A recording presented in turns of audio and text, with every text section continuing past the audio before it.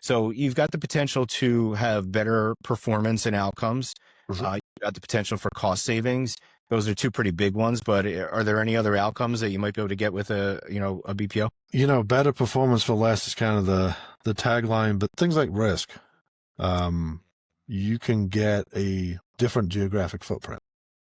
So depending on the scale, we look at things like what happens with geopolitical problems, what happens with recruitment problems. If you're, let's pick on healthcare, a healthcare provider in a region in the US, sometimes it's really hard to get people.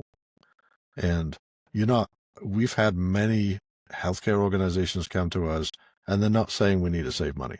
They're fine with that, but that's not their primary objective. The primary objective is, I can't reschedule the people that need rescheduled because I can't get to the phone, because I don't have enough people, because the people I hire to do that job, sometimes they even move within their own organization.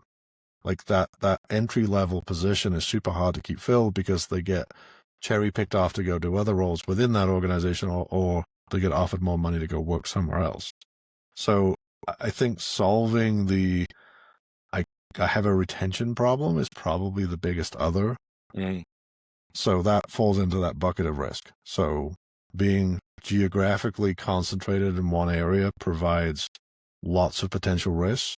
And literally you now can have a global network of locations. You don't have to go build them, but you have access to resources across the globe that pretty much no matter what happens, you'll have the customer support. Mm-hmm. So mitigating that risk would be the other area. Scalability, I would assume, especially if you're a seasonal business, maybe retail, and you don't have to worry about the ups and downs of scheduling. Yeah. There's lots of companies. It's weird, right? If you look at most seasonal peaks, they all seem to be in Q4. Yeah. Healthcare's got open enrollment. Retail has the holiday shopping season. There's a few like pest control that have a wonderful time because their peaks at the opposite time. But for the most part, all of the peaks hit the same. So you're competing with lots of other industries for the same labor pool. It becomes difficult. So yeah, scalability, making the scalability somebody else's problem. Mm-hmm. Right? The scalability headaches don't magically disappear just because you have a BPO. It's just not something that you have to deal with. You're outsourcing that problem to somebody else who's well-versed at doing that. And it's a very good question as you're going through the vetting process of finding a BPO, which is what we spend our lives doing. Hey, how do you scale? What are your strategies for this?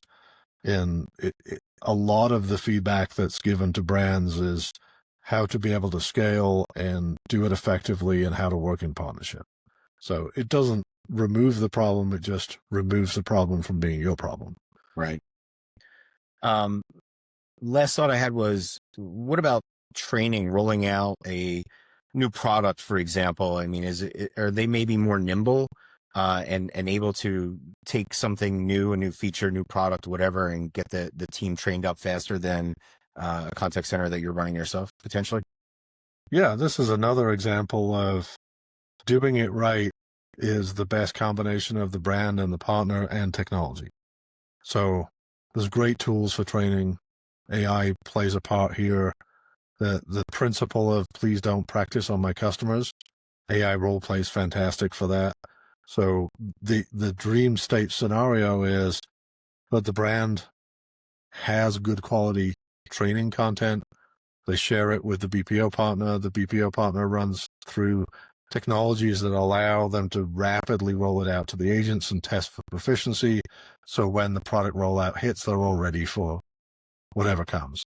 So yeah, it's combining the skill sets and the familiarity. We were talking earlier today about something that the first time you do something, or the first time in a while that you do something, there's always that learning curve, or not relearning curve. If you think about it, the BPO is dealing with many different clients going through similar things. So they've done it much more recently than you would have done as a brand. If you do a product rollout once a year, it's been 12 months. And it's kind of like airports. Apparently travels on my brain, but airports, the first time it snows in a snowy climate, an inch will shut the airport down. You get solidly into the winter and a foot doesn't shut them down. So I think that's what the BPO brings is that recency bias that allows them to be more efficient.